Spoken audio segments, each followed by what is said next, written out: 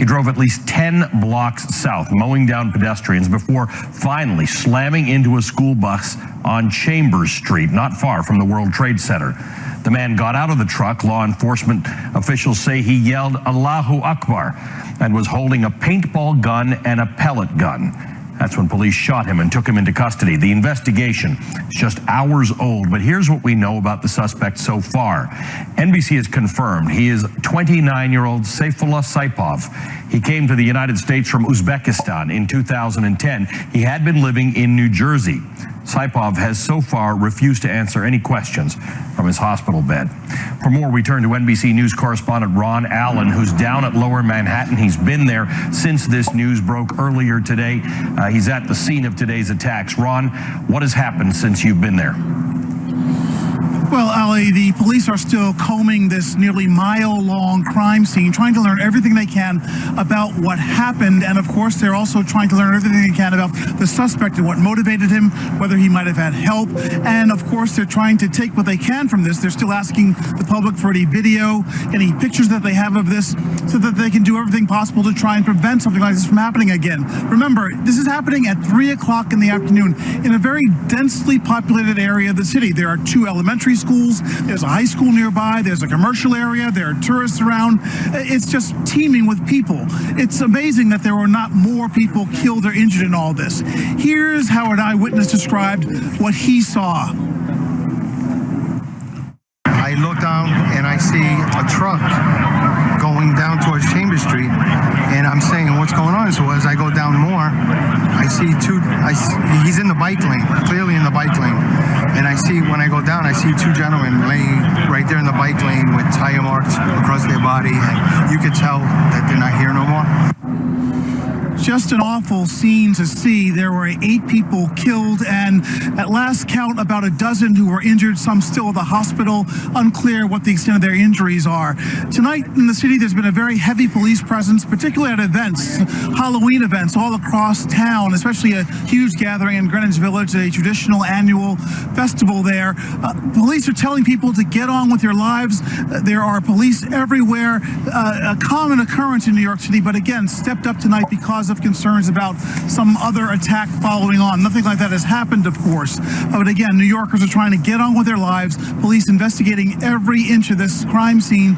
Again, trying to piece together the motivations of this individual, how he carried it out, just what was going on at the time.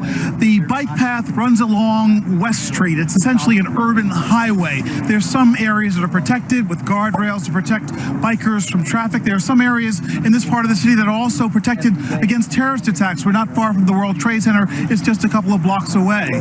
But again, the investigation continuing through the night on into tomorrow as New York recovers from this stun, but again, getting on with life as we know it here. And for those who know New York, West Street, as you go north, becomes the West Side Highway. Ron, it's a city that is trying to get on with things, but it's hard when it strikes with this degree of normalcy, riding down a bike path in New York City. Ron, thanks for your reporting. I'm joined now by Eugene O'Donnell. He is a former officer with the New York Police Department and now a professor of law and police studies at John Jay College of Criminal Justice. And James Kavanaugh, he's a retired special agent in charge for the ATF and now an MSNBC law enforcement analyst. Jim, you and I were together on TV several hours ago when this news first broke.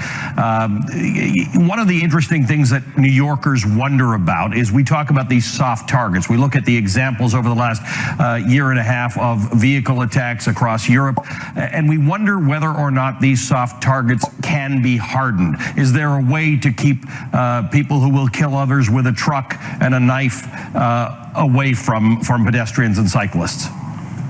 Well, there's no absolute way to prevent every attack, but we sometimes fall victim, Ali, to that idea, and it freezes us up from doing things we can do.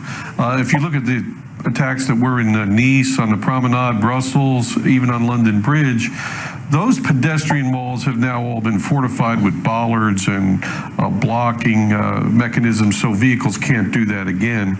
And cities have to assess if something is a pedestrian wall. If it's a pedestrian wall, only pedestrians, bicyclers, then that should be fortified with bollards, if you can't afford that, with big rocks. Now that sounds simple. But it can be done in certain places. It can't be done on every sidewalk, and it can't be done in every crowd. It's not possible, and no one's going to purport that. But we're talking about a place that is a known pedestrian area. Those places should be, because we can't have officers sitting there all day with sand trucks and like if it's a special event. But, you know, just some rocks a few hundred feet apart on a 14-block bike and pedestrian mall will prevent a vehicle from driving through. And we're just lucky, Ali, this wasn't a dump truck or some other large vehicle, because the terrorists would have smashed that school bus. He might have killed more people.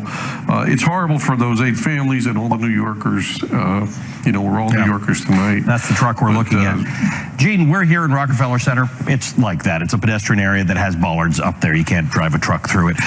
Times Square is another example, Columbus Circle. So it can be done. You would be very difficult. We did see an example last year of somebody driving into Times Square, but it is harder to do that sort of thing because you can't pull your car up and you can't get into the pedestrian areas without doing a great deal of damage. Yeah, in our city, ironically, the pedestrianization of the city because of traffic, the need to get traffic to reduce traffic fatalities has created Times Square, which is basically a hard target at this point. There are bollards there, and you can't any longer drive through there. This may be, in fact, why this guy picked the West Side rather than Midtown. It may be a lot harder now. It certainly is harder to do.